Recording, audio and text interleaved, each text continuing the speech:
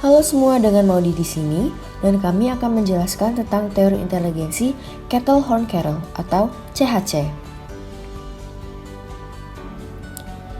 Raymond Kettle, John Horn, dan John Carroll adalah tiga tokoh penting yang berperan dalam perkembangan teori inteligensi CHC.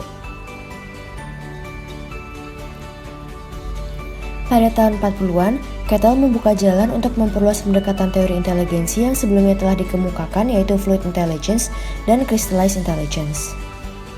Kemudian pada tahun 1965, Horn yang merupakan mahasiswa dari Kettle mengembangkan teori GFGC dari Kettle. Bersama-sama mereka mengembangkan dan terus memperbaiki cakupan dari teori sebelumnya. Pada awal tahun 90-an, Horn memperluas teori GFGC menjadi 8 model faktor yang kemudian dikenal dengan Kettle-Horn GFGC Theory.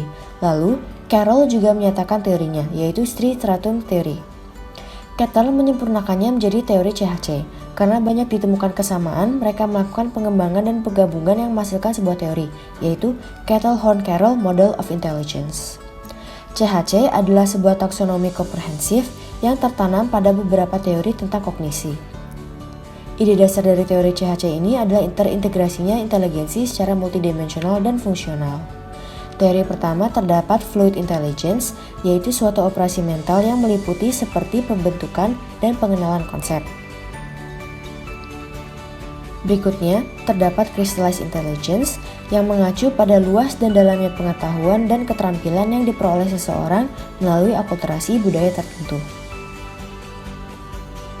Lalu ada Quantitative Knowledge, suatu pengetahuan yang diperoleh seseorang mewakili kemampuan untuk menggunakan informasi kuantitatif dan memanipulasi simbol numerik. Reading or writing ability adalah penyimpanan pengetahuan yang diperoleh seseorang mencakup keterampilan membaca dasar, kemampuan membaca, dan menulis. Teori short-term memory adalah kemampuan untuk menangkap dan menyimpan informasi dalam kesadaran langsung dan kemudian menggunakannya dalam beberapa detik. Long-term storage and retrieval adalah kemampuan untuk menyimpan informasi dan dengan lancar mengambil informasi baru dari memori di jangka panjang.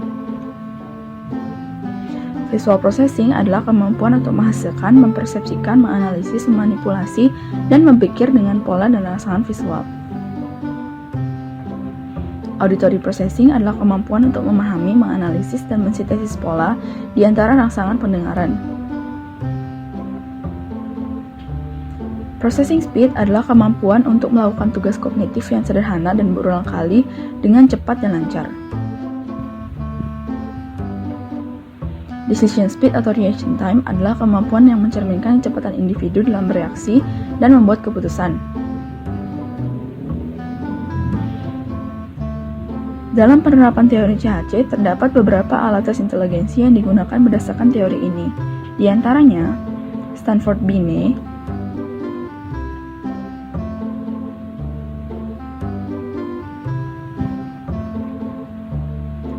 dan Wechsler Scale.